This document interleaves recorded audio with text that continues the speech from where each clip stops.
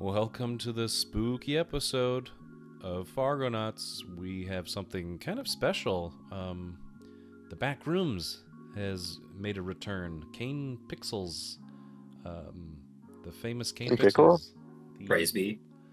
17, 18-year-old who's making these really great little short films that are really eerie. We're going to watch through the Backrooms found footage number 3 here. We haven't really done videos on the other Backroom stuff, but we've done video gameplays on some stuff that are kind of related to those liminal space. We should watch those videos. They're very good.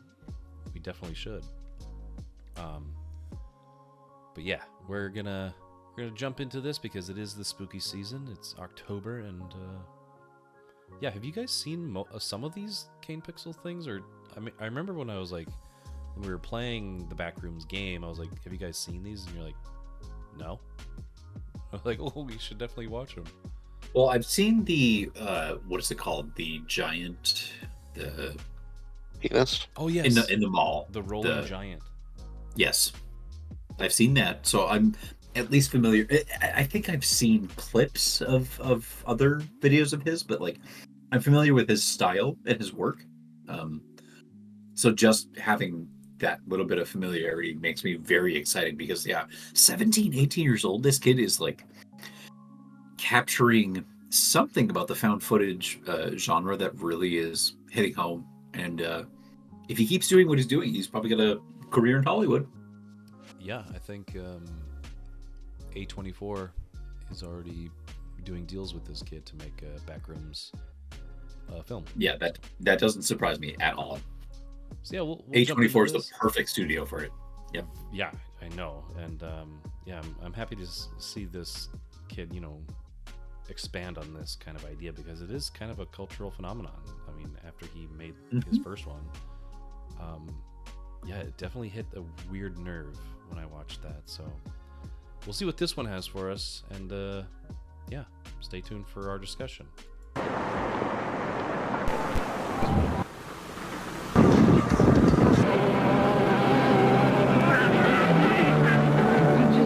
In the Oklahoma City bar. Very well done. That was fun. Yeah, that was a fun one. I mean, I didn't appreciate that guy chasing us. He was cool. Yeah, he was a little bit aggro, I gotta say. Just excited to see us. Maybe he was somebody else that was just trapped there for a long time, and he was like, "Oh shit, another person! Come here, bro!" Wouldn't that be interesting? Like, because they introduced the Steve Balls all the time. They introduced a really cool concept in this where the guy that's in the back rooms can talk to people that aren't. Yeah. That was kind of cool. Like, I've never seen that a part of this lore, but maybe there could be like a time dilation too, where he saw himself, or another version of himself, like a doppelganger or something, like chasing him because he's like, "Oh, that's me! Yeah, come back!" Yeah, maybe that'd be interesting too. But I like the idea that, like, it's kind of like a Dougie or a Dale situation where he's like on the one side of the electrical outlet, and then if somebody's on the other side, they could possibly hear him. Right. Like, hey, what's up? How's it going? But it's cool that, like, it like you said, it progresses. It's not just that one yellowish room with that one like wallpaper and carpet. It's all these other environments and aspects that add to the little mystery. And yeah, the thing that was baffling to me was the fucking portrait of Mao Zedong. Good. That was weird too. And I like You just be chilling. these kind of like small gaps too that are just perfect for crawling through. I mean, that wasn't in the original. Little crawl spaces. Yeah, but that was like a big, like, I guess, cavernous holes were in the original, but like I don't think there was tiny like or actually there was. Never mind. With, In the I mean, first one, without there was a like, ladder. There's a ladder just somewhere in the wallpaper, the yellow wallpaper kind of area Mhm. that went up into like a little square in the wall somewhere, like high up. But yeah, those like I crawl said, like spaces are interesting. I think, I think the shots like that are more about like hiding cuts than anything. Yeah, yeah. How he does this too is really cool. Like the liminal Yeah. space idea is interesting because you can build a liminal space in any kind of 3D rendering kind of program like Blender or um, whatever PC engine that makes games like the Unreal Engine or something. And you just kind of put this VHS high 8 tape filter over it, and it hides a lot of the imperfections, and it sells the concept. And even Hmm. finding legit places that you can kind of just make look like a liminal space. Like we were talking Well, about watching this, like this looks like the basement of the TV station, and yeah. So, correct me if I'm wrong, but like what he's You're done wrong. before is it like these are 3D models that he's somehow exploring or moving Yeah. through. Yeah, And it's a 3D, digital thing. and he's just so, using he's putting light sources in the. I mean, yeah, there's different factors going on here because you can build these in a 3D modeler, pretty basic, and then you can do like one yep. central like light source, and then that would affect the scene, and then you And can he's get got that like, other elements like chairs and clocks and whatever else. yeah. And he's got that VHS kind of like filter over it to hide some of the seams a little bit, but like the moments where he is moving through a small tunnel or like just through a corridor or a dark space, like it's such good ways to hide the cuts, but it is extremely effective because how much total screen time do we see any like monster? Maybe like 10 seconds at the very most, right? Probably, yeah. We hear But it, we see yep, it like banging on doors. he does an excellent job at building the tension in the way that Jaws does of like the thing that you don't see and your imagination filling in those blanks. And Right. I would be very interested to see, you know, if, in the future here, like what maybe would shake out with the A24 thing because in a theatrical like setting for people who have not been exposed to the back rooms or any of this kind of horror. Yeah, it's It, it's on it's borderline found footage too. So it's already yeah, has that element, but then there's overlapping kind of concepts on the back rooms, the idea. but like he's when he is sitting there addressing the camera or even when he's doing like the narration, Mm-hmm. if that was a and not to like discredit his efforts whatsoever, but like if that was, can you imagine like a Tom Cruise? Let's just fucking say, like Okay. somebody that Tom Cruise. Tom is Cruise somebody that draws box office numbers. Um, with a pencil or a pen? that can give these kind of performances that like do sell it and do draw you in, but everything else around it is this kind of like found footage and like unbelievable. I can see it being like a type of horror that has not been hit upon supremely in the cinematic aspect. Yeah. What would work good? Because we kind of touched on it a little bit, but what would work really well as a liminal space setting for a horror movie, or just in general for anything backrooms ish? The first two things that pop into my mind are One being school, because Mm-hmm. most people go through some sort of setting of school, or a hospital. Because same thing, like Yeah. most Yeah. people at some point have to visit a hospital themselves or for somebody else. So those two places are like the first two in my mind. Maybe a mall, but that's a little bit like Pretty kitsch. open. Yeah, Yeah. like these days with Dawn of the Dead and all that. Yeah, mall's pretty good. I mean, they've done that with the Rolling Giant Backrooms kind of SCP thing. Mhm. Department store, maybe. I like that. Yeah. Or an empty grocery store. Ooh, Yeah. that's a good one. Apartment building, like apartment like complex in New York City, where it's like, four buildings connected or something like that. Like a Yeah. dread type situation. Or a subway Oh, station. that's a good one too. Yeah. Or like an airport Mhm. where it's just like those walkways that have like, the moving walkway and then just other walkways and then different gates.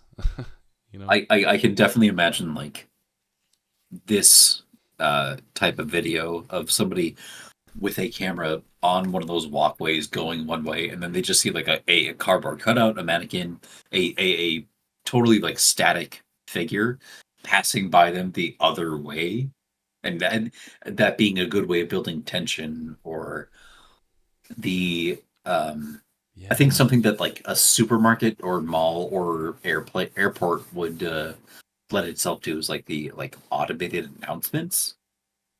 Yep. Yep. Don't like overdo it, but just a little bit. And then something that they didn't hear was the like score or the soundtrack. And it was rather sparse, but it hit at the right moments to like sell the location that this person was in. Yeah. But like I, w- I was just wondering how much of it was like supposed to be diegetic versus just like thematic. And Yeah. so I could see that same kind of thing with like airports, malls, any really like big commercial location. Yeah, there's lore. There's probably deep lore that you can find on the internet about like what some of the stuff means with the clothes that are on the ground or the boot that was embedded into the carpet or the guy popping out of the carpet. But there was so many interesting things in this that you can read into and go deeper with. Um, there was something I wanted to say specifically about what you were just talking about, where the music hit some really interesting notes. There was like I said at one point there was like a saxophone playing from somewhere, and that was very eerie sounding because it didn't sound like a Mhm. jazz. It just sounded like they were playing some random notes. Yeah. Hmm. Um, but there was also the idea that this can work with comedy too, because we saw that with the cardboard cutout, and then he walked around it and he just looked at it. We all just went like, "What the hell?" Just Yeah. like a caveman, like that kind of moment of levity in this kind of weird tense situation was kind of funny because Oh. I mean you just see a weird cutout and it's a guy's it's like an actual guy, a model or something, and using that to the effect of like, yeah, throw in like a standee of Tom Cruise and Top Gun, and you see just you walk around it and you're like, oh shit, Tom Cruise. And then you're getting chased by a monster, and then I think that's just another interesting take you can, or interesting paths you could take with this concept, and Right. that Let's would be let's fun. pair this content creator up with Jordan Peele, Oh yeah, where we can have the like aspect of horror and comedy both influenced in a good way, because I think I like even in the Rolling Demon, I feel like there were some aspects where I was like chuckling at a few things, but that's what you do in a horror movie, is you create an interplay between the building of tension and the release of tension with horror, with comedy, or maybe sex or levity of some kind. So I wouldn't be surprised if this person has like incorporated or studied some aspects of comedy to be able to elevate their moments of horror. Yeah, and I think that works. Like the little breath of fresh air after him running, and like, how long can you just sit with the guy being chased from a weird entity? Like you're just like, Yeah. okay, like how long is this chase gonna go on? Like that was the perfect amount of chase because the camera kind of glitched out, and he's like, stay away from me. Ah! Yep. And that was enough to even fill this 45-minute video. Like that was the only time we saw that creature or that thing. But like the build up, and then finally finally a figure to go along with what we've been hearing and what's been banging on doors and stuff. You get to see it, which was kind of an interesting. But there is a part of me that wonders if that was not, if it was a singular figure or if it was more than one, because there, like, we see it and then there are more than one occasions that like commotion is happening and it seems like something is out there. Yeah. But that is what is, it's kind of similar to the Junji Ito. So much of this is overt. It's in your face. Like, you are being confronted. The second that this fucking kid like falls down that hole and gets into the back rooms, you are being confronted with at least some idea or aspect of like horror. And so it's overt, but subtle in the way that nothing is explained. Nothing is like, he doesn't fucking find a document where he reads out loud, there's this thing we created in the lab 26 years ago that's created that's it. So both of them do a very good job of just having the thumb on the pulse of like one tiny little branch of the big tree that is horror. And these creators are really, really able to dive deep into the one thing that fires their mind with what scares them. I don't know. Yeah. Because I would have never thought. I guess there is, claustrophobia is that fear of tight spaces.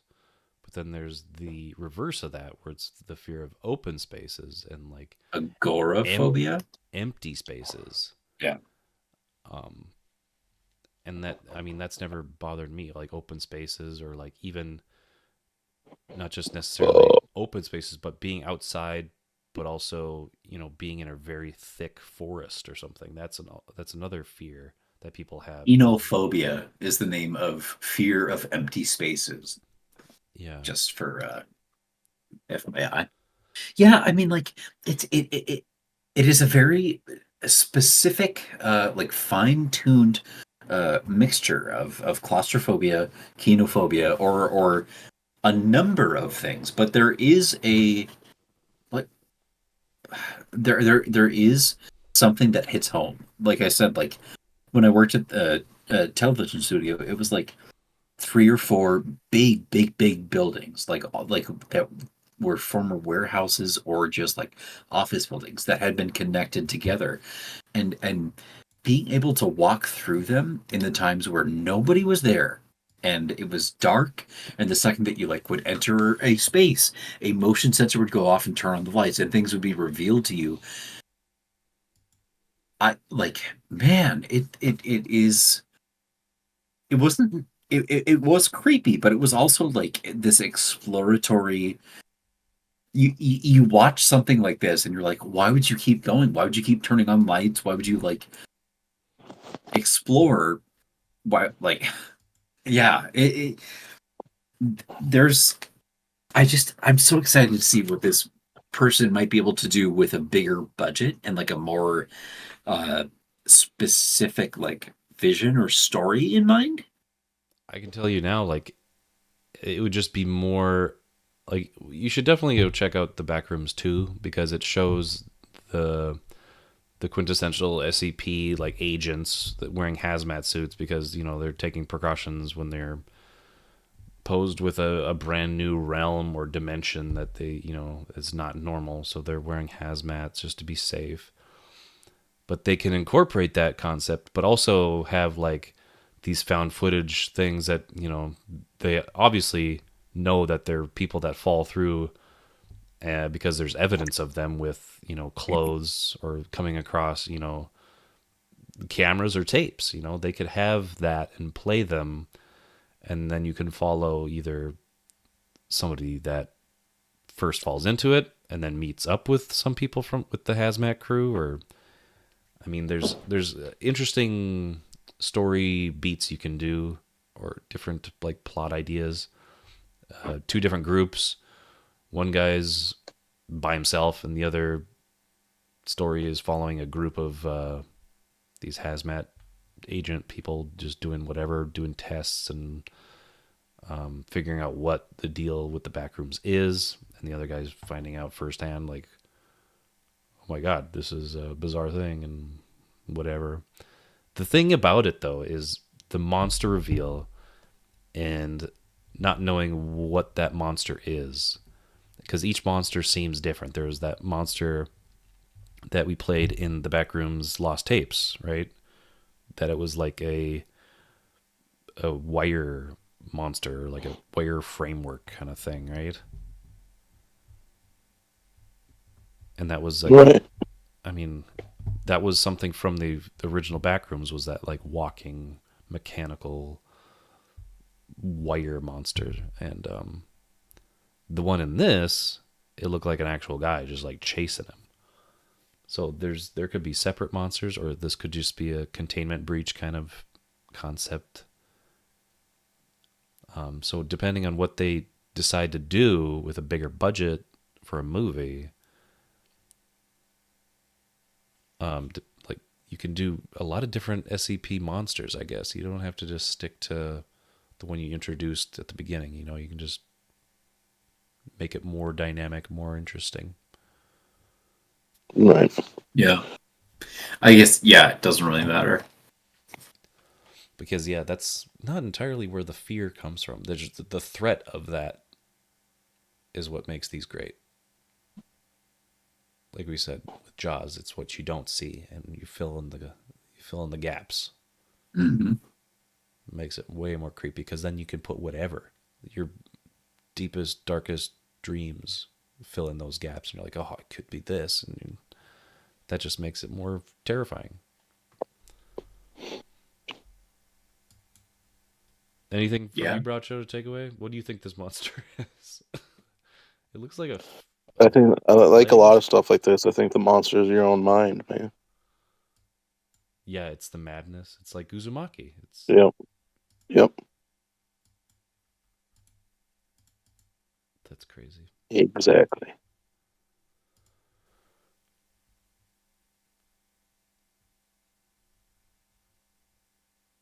I love how it just pauses. It's like somebody is replaying this tape almost. It's not like we're following this guy firsthand. It's like somebody is rewatching these tapes and pause. Go back to the very beginning of the video. Is there like a blue screen? Yeah. So this does seem like found footage. Somebody just popped a VHS beta something into their mini DV into a device and is watching the playback. And getting some hoedown stuff and Yeah, that was great how it ended with that same fiddler. Yeah, that's all I really have to say about this. I'm excited for more of these. I like how this one dropped not, it was last month this one dropped, and I've been waiting to show these guys this one because I was surprised too after we were playing the Backrooms and pools and things like that. I was like, oh my God, he just came out with one, a brand new Backrooms. Oh my god. Yeah, I suggest other people, go check out Kane Pexels and maybe even look up other people dissecting what the theory behind Backrooms is, because that's sometimes interesting. I agree. And I agree. we'll be back. We'll be back with more spooky stuff. Hope this tickled that spooky bone in your body and gave you some freaks, creeps, and all around spooky vibes to accompany this awesome October where we plan on doing more spooky things. We might watch some Exorcist. I'm down to follow with what Wilson has suggested and do the full Exorcist watch, because Oh my god. it was last year we lost William Friedkin, or was it still this year? Was it 24 or 23? Oh man. 3? I think it might have been this year. 24. So yeah, we definitely have to do that and honor him. 23. August 23. And what I saw also, Roger Corman, the video game nerd, is doing a Roger Corman watch through too. He's one of my idols. I just love his work ethic with just creating just content. I mean, we lost him on the May 9th. What, the Angry Video Game Nerd? The Angry Video Game Nerd now is doing a Roger Corman month for No, I thought you were. It sounded for a second like you were referencing his death. No. We Nerds lost alive. him on. Nerds alive. Nerds Roger alive. Corman, we lost him on May 9th of 2024. Yes. I just wanted to double check. So Yes. I was reading through. So yeah, there's a lot of legends that have passed that have made awesome horror for everybody. Friedkin and Corman. So I'm down to watch some Friedkin. Maybe we'll do that in the Freaking with Friedkin, dude. Yeah, Freaking with Friedkin. Freaking Friedkin. Dude. Yep, exactly. So yeah, Freaking. We'll start definitely with watching The Exorcist, but he obviously didn't return for other Exorcists. But we'll pull through and we'll watch some of those, and maybe we'll watch other Friedkin related things that might be spooky. Hey, or whatever. we already have. We did watch Sorcerer. Yes, we did. Which was really fun to watch too. Yeah, But up there in the Friedkin library. Exactly. So yeah, join us for whatever we decide to watch next, and if you have suggestions, leave them in the comments, and we'd be happy to put that on our list of things to do this spooky month. So thanks for joining us, and goodbye. Do you hear that? The gods, they're coming for you.